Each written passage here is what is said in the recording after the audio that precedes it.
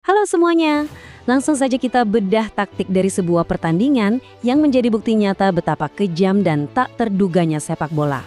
Nottingham Forest 0, Leeds United 1. Ini adalah kemenangan smash and grab sejati dari Leeds di pekan pembuka. Lewat analisis ini, kita akan melihat bagaimana dominasi di atas lapangan tidak selalu menjamin kemenangan, dan bagaimana debut seorang pelatih baru bisa berantakan hanya dalam hitungan detik.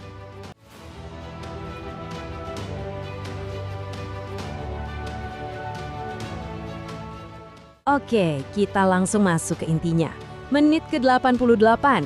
Disinilah seluruh narasi pertandingan berubah 188 derajat. Sepanjang laga, Leeds sebenarnya sangat kesulitan dan dipaksa bertahan menghadapi tekanan intens. Tapi, ya begitulah sepak bola, kadang cuma butuh satu momen ajaib. Dan tepat di menit ke-88 inilah, Anton Steenak muncul, merenggut kemenangan dramatis buat Leeds dan bikin seisi stadion terdiam.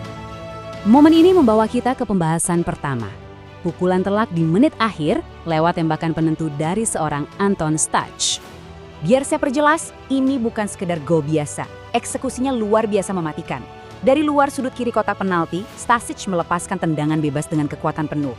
Bayangkan, kiper Forest, Mats Sels, sebenarnya sudah merespons dengan benar. Dia berhasil menepis bola dengan tangannya.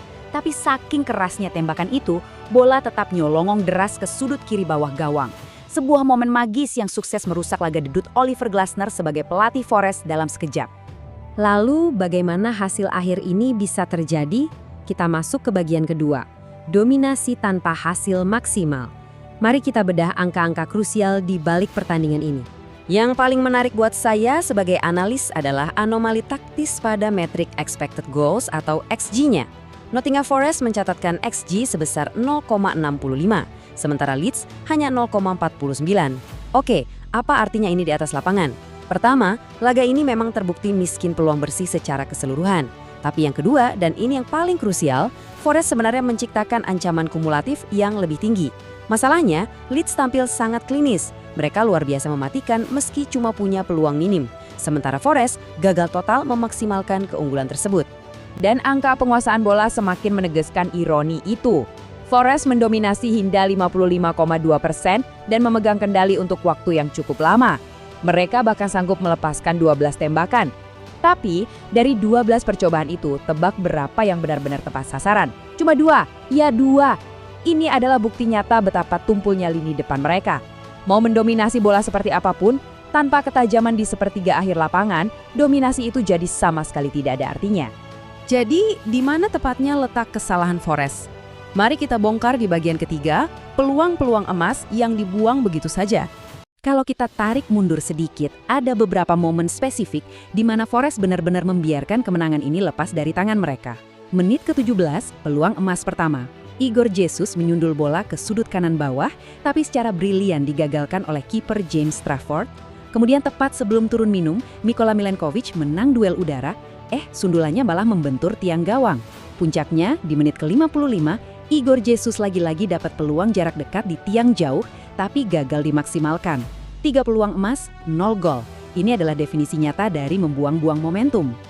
Dan asal kalian tahu, kegagalan mencetak gol lebih awal ini punya konsekuensi taktis yang sangat fatal. Pergeseran momentumnya terasa jelas. Di babak pertama, Forest benar-benar mendikte permainan, mereka yang pegang kendali.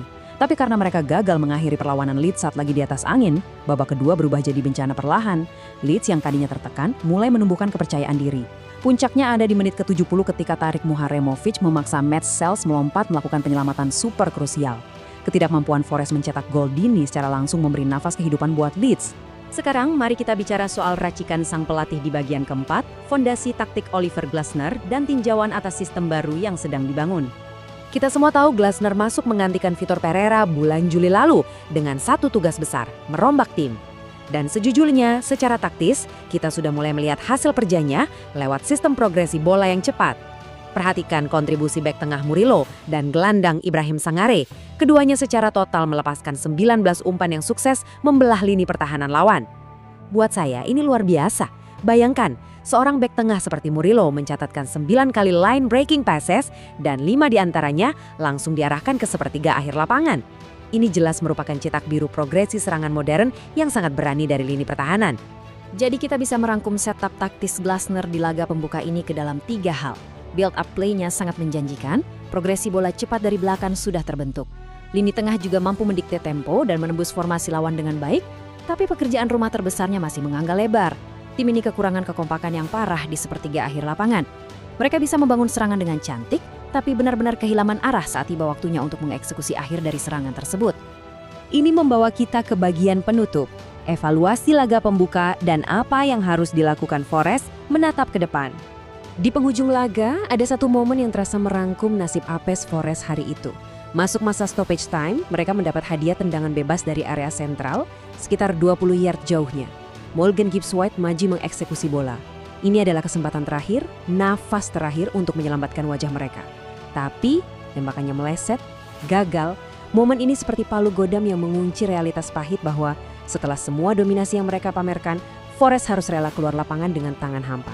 Beruntungnya di sepak bola, kesempatan balas dendam seringkali datang lebih cepat dari perkiraan. Kedua tim ini akan langsung bentrok lagi di City Ground untuk putaran kedua EFL Cup hari Selasa nanti. Jadi, mari kita tutup analisis ini dengan satu pertanyaan provokatif. Dengan pola build-up cepat yang mulai terbentuk, mampukah Oliver Glasner memperbaiki kekompakan timnya dan mengasah lini serang yang tumpul itu hanya dalam hitungan hari? Ataukah Leeds akan kembali datang dan menghukum dominasi semu Forest untuk kedua kalinya? Sampai jumpa di bedah taktik selanjutnya.